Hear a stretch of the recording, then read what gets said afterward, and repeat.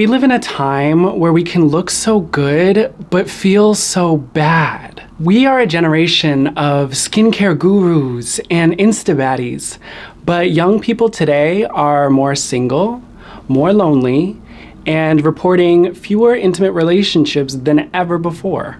Experts have said we're in a loneliness epidemic. And what exactly are we supposed to do about that? We step out with our silly little recession indicators and dance to our silly little recession pop and make sure that we look bad as fuck, because if we're gonna despair, we might as well make it con, right? I've been experiencing this in my own period of funk and self-isolation, and it's made me realize that this isn't just me. Isolation is everywhere. We are finding ourselves in a culture that habitually destroys the specific conditions that are needed for us to resolve ruptures, process grief. And then the feeling of isolation that this creates makes it so much more difficult to regulate ourselves, which then drives us deeper into avoidant habits and strategies that help us to manage that discomfort. Everything we do to try to feel better only makes us feel worse. And it's not just coming from avoidantly attached men pissing in the dating pool. Now, y'all ain't wrong, but not too much. Because really, apathy and disconnection has become part of every type of relationship today, romantic or not.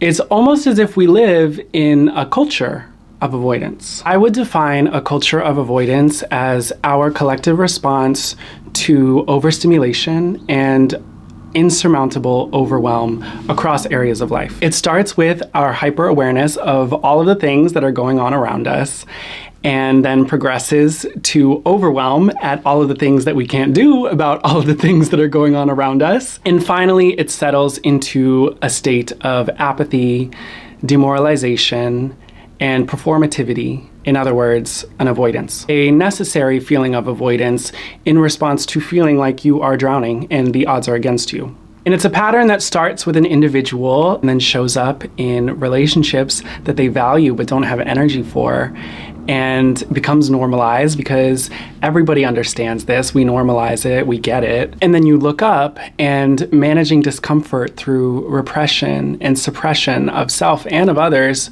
is the natural way to interact on some level. It becomes a culture of avoidance when we, on a widespread society level, start to normalize, systematize, and even identify avoidance as a standard of desirability. And I want to be clear that this isn't about avoidance being a personal trait. We all come from generations of people who have learned that repression and suppression were the best tools to navigate systems of hierarchy and exclusion, caste and deference. We've all inherited the avoidant response in one form or another, and most of us aren't in a position to change the relational traumas and injustices that are actively shaping our lives today. So instead, to protect ourselves, we're actively redrawing cultural norms and standards about how we relate to each other. Because there's a major difference between being healthily detached or having grounded boundaries that support connection rather than reject it, and straight up avoidance, which is just the escape from discomfort. And avoidance strategies happening on the level of culture end up looking like a lot of withdrawal and a lot of performative detachment. Withdrawal is the self-isolation, the ghosting, the locking in and locking everybody else out. And it feels like a fabulous response to discomfort and overwhelm because it feels easier. But even though it is easier in the moment, we can end up sacrificing something important. It wasn't so long ago that I ghosted an ex-friend of mine who I was kind of in the process of reconnecting with after a major rupture where they actually ghosted me. Are trying to white knuckle through reconnecting without there being more recognition and accountability behind why we needed to reconnect in the first place. It was in itself a product of avoidance culture. But ultimately, at a decisive moment where the ball was kind of in my court, I decided to let the communication drop. Pretty unceremoniously, because it was easier to do that than to sit and explain and address and even kind of call them out. a little bit. Now, it's true that there are moments that are better left unsaid, and I'm not trying to take that option away from anybody. And it was kind of true that, they ghosted me, I ghosted them, like what goes around kind of comes around. But I didn't break that cycle of avoidance. That's now something that I have to live with. It's not a huge deal, but these things add up. And then there's a performative detachment that comes with cultural avoidance. People acting like we don't have needs because we're so good at repressing them, but also trying to get those needs met at the same time.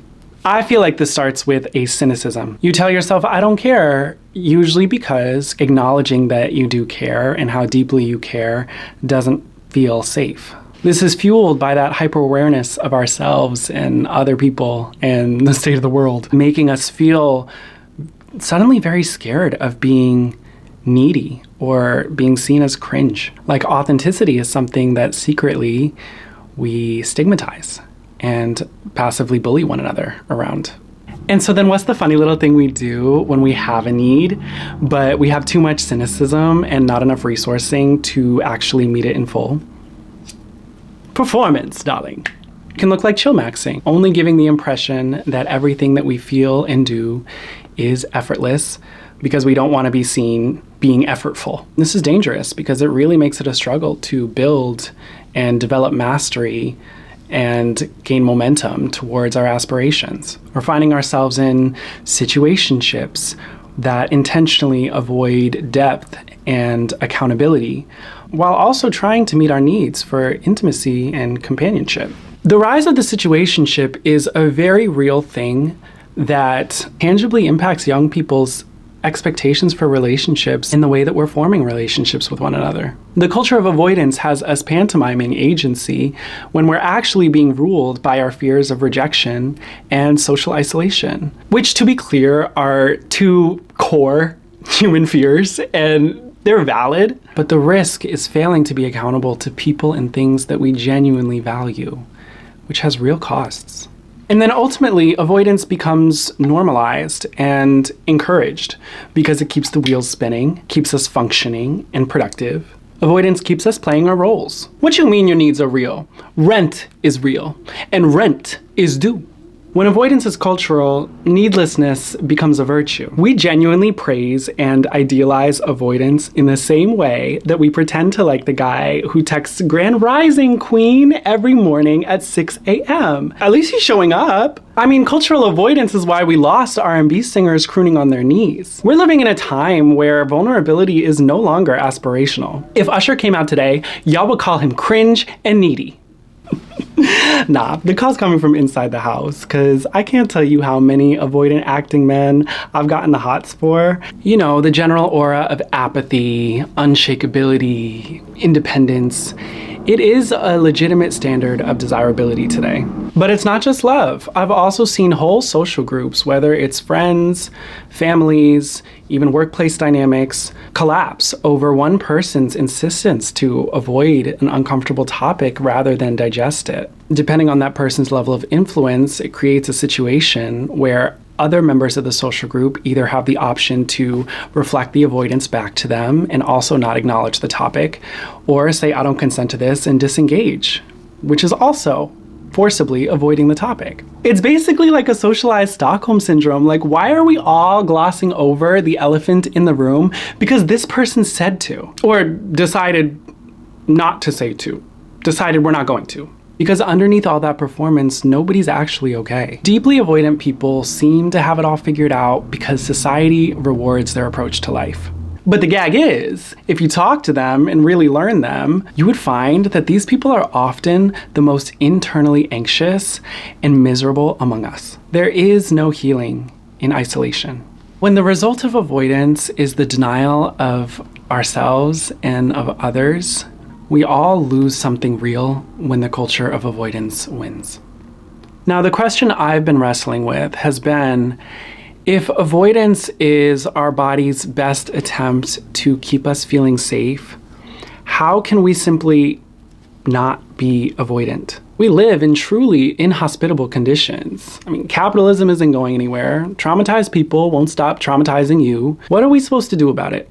I think first, it's really important to get to know what your personal brand of avoidance is. Because also avoidance is so entrained and, again, cultural, that we often do it without realizing that we're doing it. So one of the best things that we can do is understand how avoidance shows up for us, and then kind of working backwards from that to figure out what it is we may actually be avoiding. Because there's really countless ways that avoidance can show up, whether it's straight up dissociating or like hyperproductivity, jumping from relationship to relationship, or maybe it's appeasing and placating. Because, well, yes, anxiously attached people are avoidant too. It can really depend on the situation, but for me, I know that I am in a dark place when I am doom scrolling endlessly, or I find myself binging like shows that I watched a lot as a kid, or just specifically like nostalgia baiting myself. So the idea would be, in your closest relationships at least, deliberately leaning in when you feel that avoidance set in, rather than just going with it, even when it doesn't feel easy and doesn't feel sexy, and maybe also feels a bit exposing. And I will say, as a person who tries to be as healing oriented as possible, healing truly is the gift that keeps on giving. And sometimes someone shows you what's possible, and you go on to show another person what's possible. You know, we can actually have conversations about these things, and this is the kind of language that I use, and this is how it feels to talk about this in a way that's not combative. And then that person's a little bit changed, and going forward, every interaction that they have with other people is informed by the experience that they had with you. And that is how we lay down those building blocks for cultural change.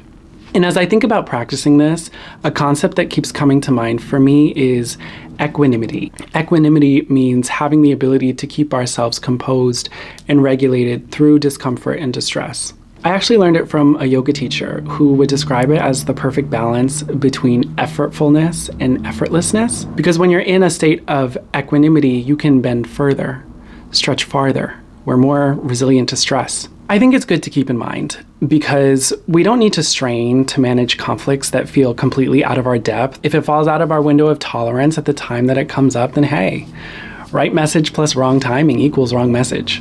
But every time we choose leaning in over avoidance in our relationships, whether it's a big or small situation, we're building that muscle, and our capacity grows too. Let me be clear, it is so much easier to not go against the culture of avoidance. It's hard work to go up against culture in any way, brush up against it. Any marginalized person will tell you that. Avoidance is what we've been practicing our entire lives, and we have systems in place that make sure that it is always readily available to us at all times. Now I must go, but I'm not ghosting. Instead, I'm leaving you with the words of Dr. Malidoma Somé, who was a renowned spiritual leader and teacher from Burkina Faso.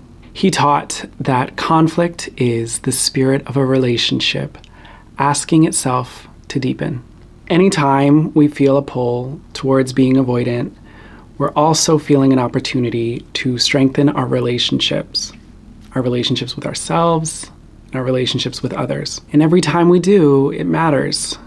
It shifts something and creates a spaciousness that wasn't there before. I believe in us, and I believe in you, especially if you made it this far. This has been Volume 3 of Love Letters from Siah, a series of bridges from my island to yours. Thanks for being here. Sincerely, Siah.